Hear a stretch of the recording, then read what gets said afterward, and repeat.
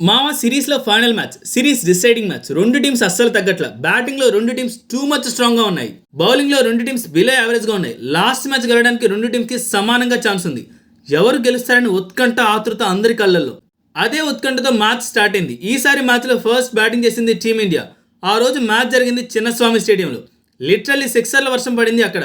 ఇదే మ్యాచ్లో మన హిట్ మ్యాన్ రోహిత్ శర్మ తన ఫస్ట్ డబుల్ సెంచరీ చేశాడు ఓడిఐస్లో. సో ఈ మ్యాచ్లో 158 బాల్స్ 209 రన్స్ బాధేశాడు. 12-4, 16 సిక్సెస్ బాధేశాడు. లిటరల్లీ ఓచుకోత అంటే ఏంటో కంగారులకు చూపించాడు మామ. తనకు తోడుగా శిఖర్ ధావన్ 60 రన్స్.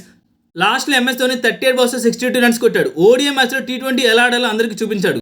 తను కొట్టిన రన్స్తో టీమిండియా టోటల్ స్కోర్ 383కి రీచ్ అయింది. తర్వాత బ్యాటింగ్ దిగిన ఆస్ట్రేలియన్ టీం 326 రన్స్కి అలౌట్ అయిపోయింది. ఈ మ్యాచ్ను కూడా ఫాల్క్నర్ గెలిపిద్దామని పూనుకున్నాడు మామ. ఈ మ్యాచ్లో తను 73 బాల్స్లో 116 రన్స్ బాధేశాడు. తనకు తోడుగా మ్యాక్స్వెల్ 60 రన్స్ కొట్టాడు, అది కూడా 22 బాల్స్లో. షేన్ వాట్సన్ కూడా 22 బాల్స్లో 49 రన్స్ బాధేశాడు. ఎవరికి వాళ్ళు T20 ఆడేస్తున్నారు.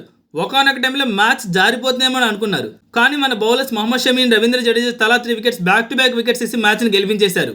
సో అలా మనం సిరీస్ని గెలిచేసాం మామ. That is one of the epic series in cricket history మామ. సో ఈ పార్ట్ ఈ సిరీస్ కంప్లీటెడ్ మామ. ఇలాంటి ఎపిక్ సిరీస్ ఇంకోటి కావాలంటే ఎస్ అని కామెంట్ చేయండి. ఇంకో సిరీస్తో వచ్చేద్దాం.